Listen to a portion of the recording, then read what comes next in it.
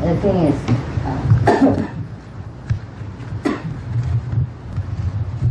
just like every other science, and study, you have to develop yourself. Huh? That's why the Buddha said, rely on yourself and no one else.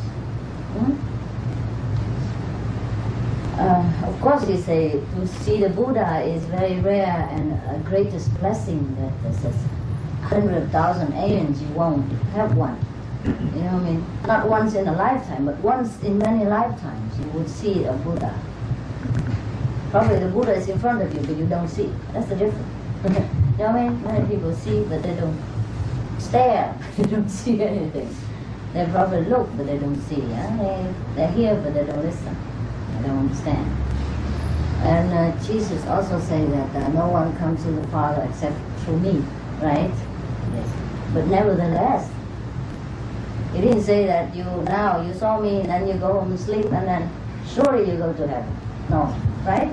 He tell you self-cultivation, right? Love your Father, love my commandment, pray in the closet, love your neighbor. Why, it's a lot of work.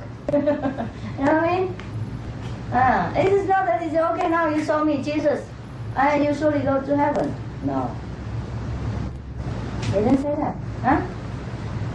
Sometimes even to his relatives, he said, who is my relatives? Who is my mother? Who is my sister? Only the one who does the will of the Father is my relatives, my mother, my sister. Remember?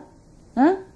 When his mother and sister came to see him, and people reported to him, he even neglected them for a while at least. He said, oh, I have no relatives except you. Those who do the will of the Father, who love their neighbor, yeah? And who keep the commandments, who love the Father with all the heart, the soul, and the mind, etc., etc. Remember? Huh? So, and even Jesus, before he became the world leader, spiritual leader, he had to go into the closet and meditate and pray. You know what I mean? And he even had to undergo the humility of baptism. Even though if he knew he was a son of God, he wouldn't have done that. You know what I mean? Still, he has to go through everything like us. So, to show us that when we're human beings, we must work. Huh? And he tell his disciples, go out and spread the gospel, right? He said, whatever I tell you in secret, you go and preach on the housetop. But don't give pearl to the swine. Huh? Is that also? Yeah, he also said that not everyone can accept his teaching. Mostly in any generation, is that right? Any period of time about Earth, the people who truly love God are very rare, yes.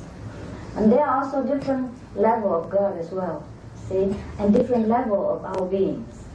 And as long as we are in this world, if we do not learn to understand the issue of spirituality, then when we go to heaven, even though we go to heaven, because the love of the Father is immense, yes, you will not discriminate, really.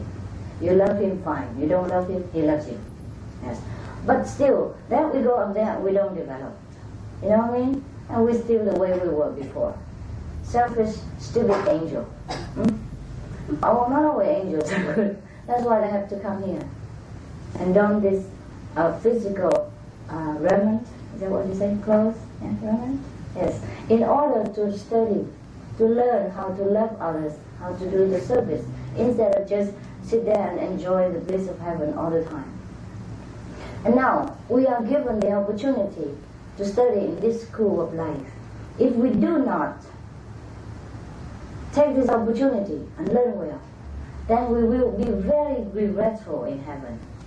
You know what I mean? No one else will tell you anything. You yourself look back at your life. At that time, it will be very clear to you, like a mirror. And then you will feel very, very, very sorry that you were so weak, that you were so lazy, that you were so attached to the material things that the Father gave you, but only as a tools so that you can progress.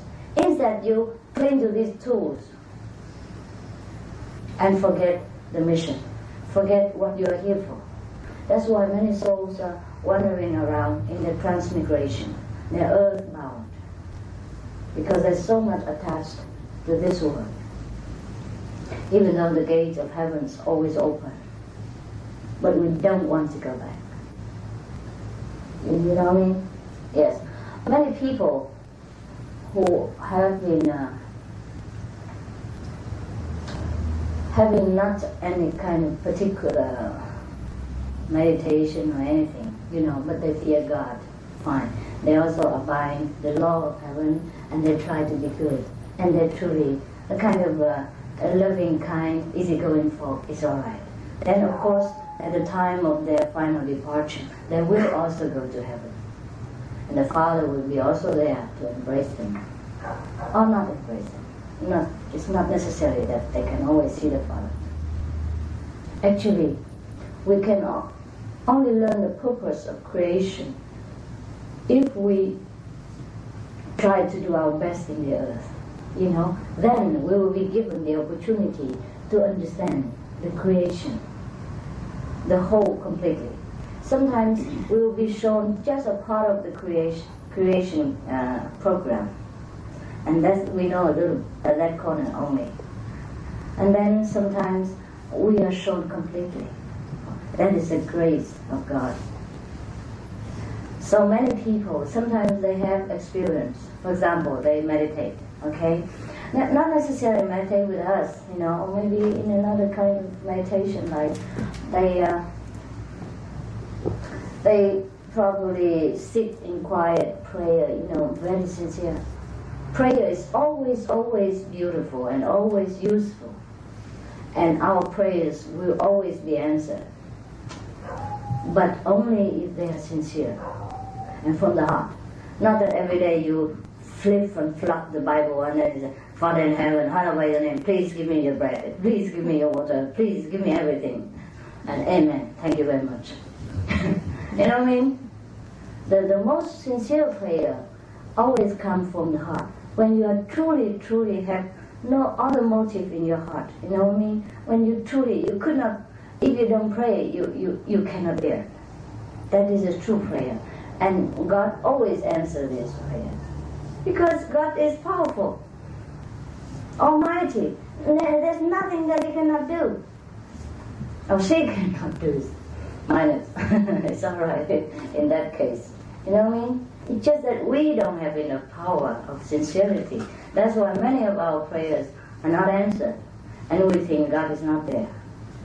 That's the trouble. Poor old man. Yeah. God blamed for everything. Yes. And all this war and disaster and hungry and all these things. We just blame it on God or the hierarchy of heaven that don't help us. Truly, it's our choice. The choice of the people who goes against the will of heaven and the law of the universe. These people will make war and listen to the negative force in the nature, which we call Satan, or devil. Yeah? They're always there. That's how the world stays in balance. That's how the negative world, this world, stays in balance. In the heavenly world, there's no need for this negative force to exist. You know what I mean? In heaven, there's no good, no bad. And people sometimes do not think of sins the way we do. They don't condemn you. Yes. So at the time of death, sometimes it's you who condemn yourself. And you will be very regretful that you did not do the best. You should have done the other way. You know you should have, but you did not do. And that is what will torment you after your death, and that's what makes people call hell. Understand? There's no God who stay there and pass judgment. It's just that at the time of death, you'll be shown the low level, okay? That is, if we did not practice any truly, repentance, on that we did not truly lead a virtuous life the way it has to be. And then we'll be shown a kind of like movies, but so fast that the whole lifetime go in just this second even. And then you will see everything, but you understand, even in such a quick speed, you understand everything that you have done. What is wrong, what is right, you know everything. And then at that time you will cry. You will know that you have done wrong. And you will not be given the opportunity again. You know what I mean? A very, very long, long time.